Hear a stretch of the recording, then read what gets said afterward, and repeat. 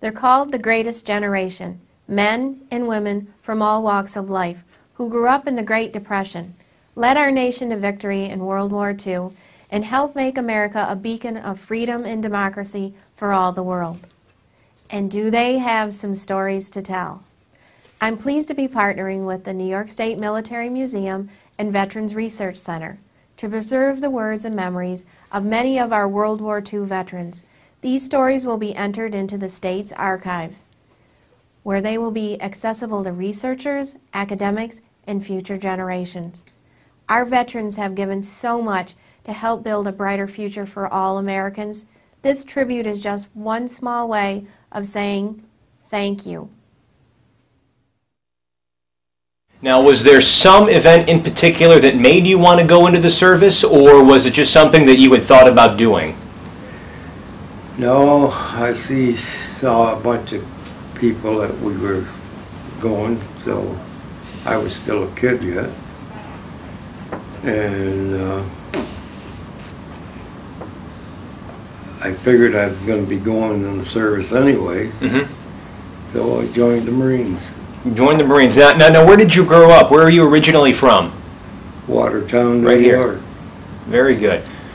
So, Green Avenue. Okay, very good. Now, when you decided to sign up for the Marine Corps, where did you go for your training? Where I went for my training? That's the deal. I ended up at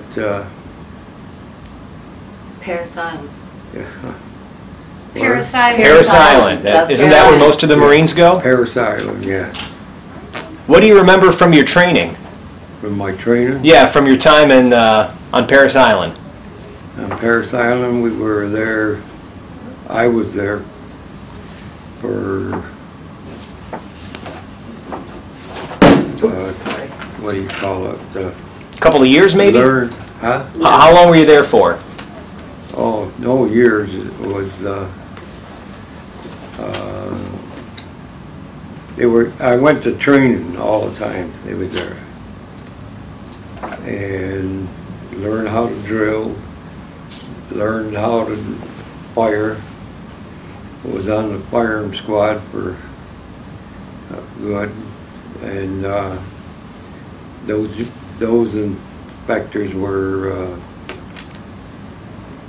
mostly from New York, they says, because the first question they'd ask you, they'd say, where are you from? I'd say, New York. Why? Well, we're going to make a deal. So, but what was the deal they wanted to make? Well, there was more Southerns than anybody else, because a lot of the Southerns was in Civil Wars. So, I mean, I got along good with them because, and there was a couple of them that were good, and there was a couple of guys that was all right. But then when we learned on the firing squad, we went on a firing squad. Well, most of the guys on the firing squad were from New York. So I guess they figured that they were all crooks or something, but they were all good boys. There was still a little north-south disagreement. Now, Mr. Pep, when you had finished your training at Parris Island, where did you go after that? Yeah, you might have me for that. After Parris Island, Did you get to go home? See your family? Yeah, I went home for, I forgot for how long. It probably was a week or 2 weeks, something like that. I think it was a week. Well, I was supposed to be graduating high school, and I didn't. So you did your training during your time in high school, and when you came back, were you then able to finish up your studying and then graduate? Well, No. not really. It was. He joined up before he graduated. He went in, and after training and a leave, he was stationed at Iona Island, New York. And after Iona, that's when Iona. he, yeah, remember you were down in Bear Mountain, down Iona Island? Yeah. And that's when, after that, he was sent out to the coast well, first he went to New River, North Carolina, and then he went out to San Diego, and that's when he went over, Overseas? yeah, in the South Pacific. So talk about your experiences in the South Pacific. I mean, what was your role there? At Paris Island? No, when you went to the South Pacific, what was your role when you were overseas? When I was overseas? Yes, sir. I was in the, how was I in? Do you remember before you went to Iwo Jima? Yeah. Went to Iwo. Before then, though, didn't you go to, weren't you in the Mariana Islands in the battle there? The Tinian, Saipan? Yeah, I was stationed there, I think. I don't remember. Let him talk about Iwo, that's what he remembers. So you spent some time at Iwo Jima. Before Iwo Jima? Mm-hmm. Can you talk a little bit about your time there and what you Well, did? We were training mostly all the time, Mm-hmm. and I don't know. I just Dad, talk about when you were on Iwo When you Jima. landed on Iwo Jima. when I landed on Iwo, Yeah. well, that was the big. I landed with a Higgins boat, Mm-hmm. and there was the tractors. They were coming back, and when we stopped, well, we didn't stop. They were still going back because they was going back to pick up another load, and so I landed with a Higgins boat, and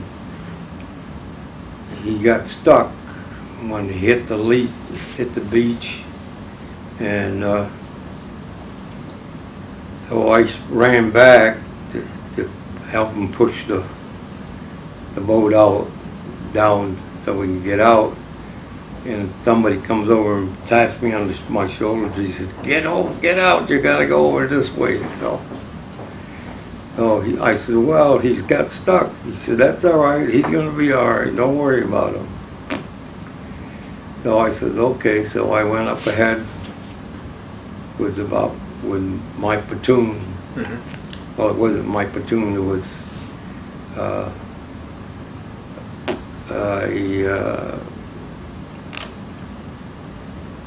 there was somebody else's platoon that was there, and we had to walk in, and we did. We had to crawl over what do you call it? Sand dune? The ground wasn't there, but all the others, they got through. And then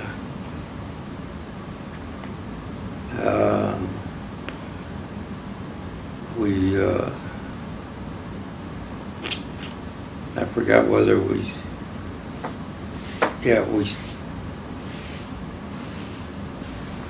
well, there were two guys that was there, and they were wandering, and so I think I took them apart with me, and we went inward into Iwo, and so they stayed with me. And Were you ever involved in some serious combat when you were on Iwo Jima? yeah, Can you talk a little bit about that?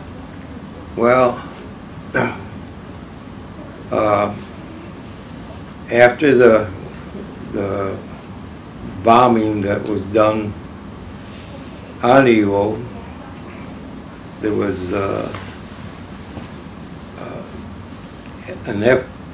one of our people that was F Company, and they were, which at that time the planes went out, Marine fighters, and they was up in the air, and then I see two of the planes, and they were coming this way. We were in a big hole that the bomb did, and there was about 5 or 6 of us, and I said, all right, everybody go to the other side, because we knew I knew the plane was coming. So then I looked back, and there was our F Company, and I took my BAR and fired at them. So then the planes went up again, and they just waved to us that everything was all right. Mm-hmm. So that's about what that I was, because I more or less helped the guys that was in the hole with me. And I had about 6 guys or 7 guys, something like that. And now, is that where you got shot? well, no, I didn't get shot then. No. This was later. And now your daughter. Inside, the farther we were going into Iwo, it was that. What? Tell them about when you actually got shot. Where did you get shot? I got shot. Yeah.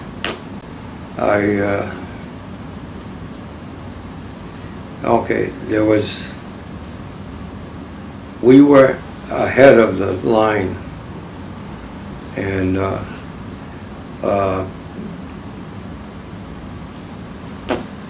so there was 3 of us, and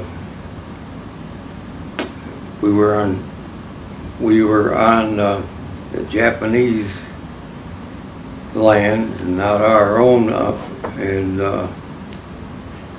so they fire mortared at us, and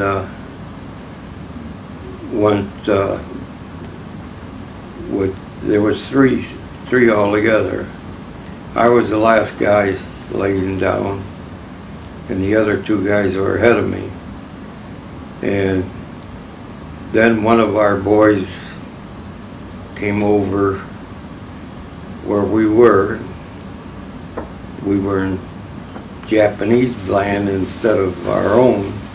We went out too fast, so they sent a guy looking for us, which he found us, and he hollered out and says, when the barrage lends up, then one at a time run back to me. So I told the guys, I said, I'm the last guy, so I said, why don't you go first when we start this? That was awful brave of you to wait to be the last one. Yeah, I had a BAR. I had more fire than anybody else, than the M1 machines. So the barrage quit for a while, and the guys ran home, ran back. We used to call it call home. And then the barrage would start up again with more ammo, with more car. And then there was the second guy, he took off, and I was the last guy, and I was we were all behind this big rock.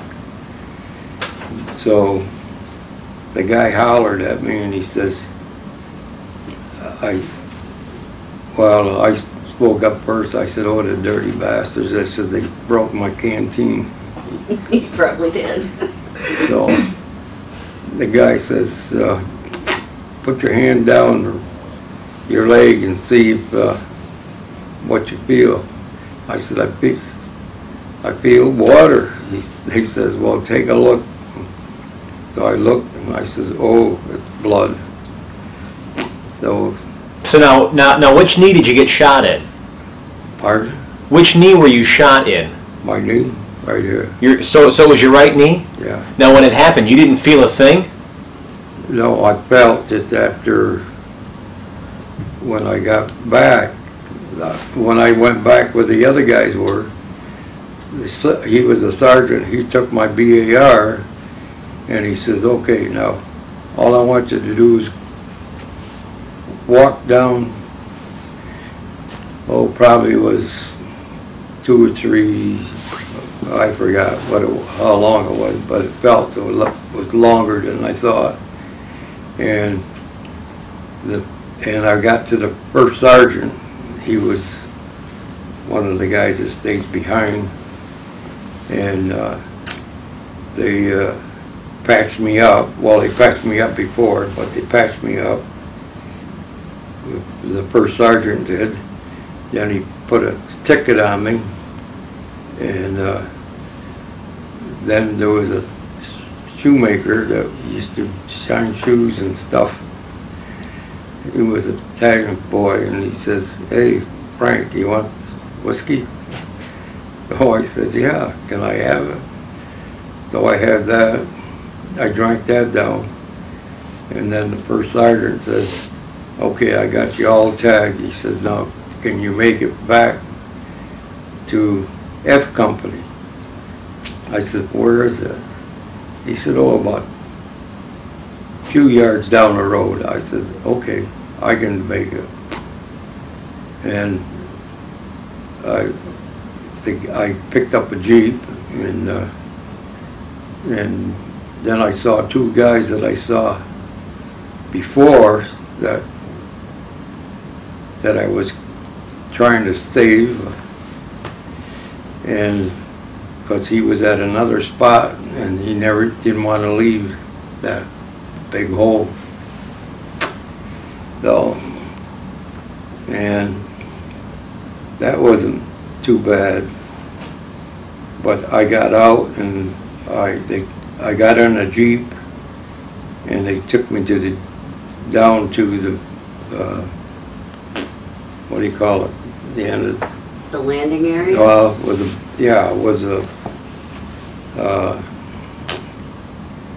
it was a ship, and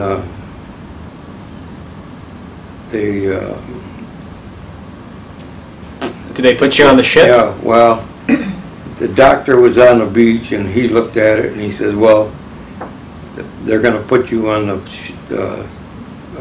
ship," and one of the landing boats took me out. So then there was probably 4 or 5 more guys, and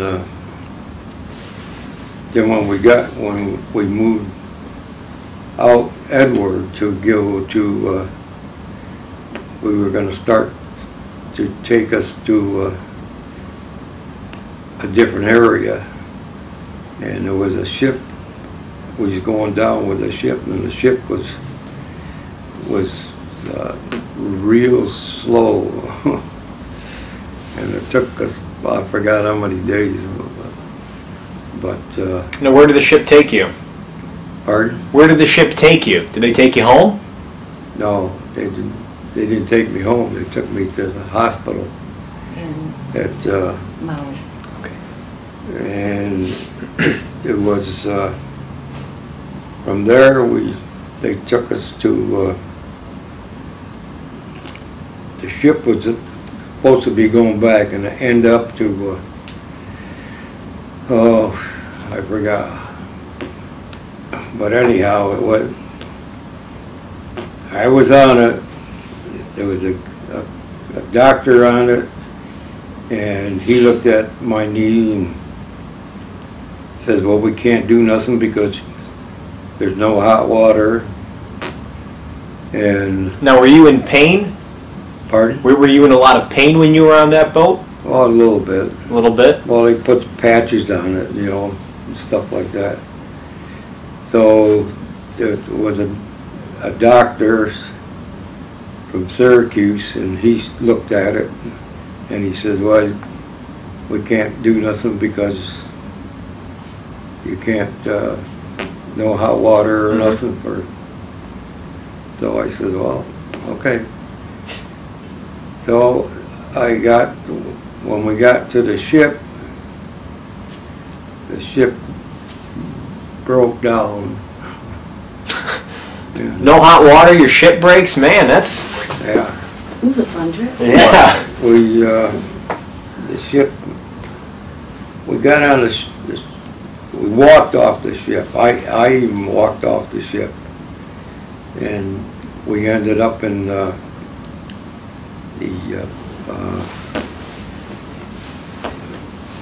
Army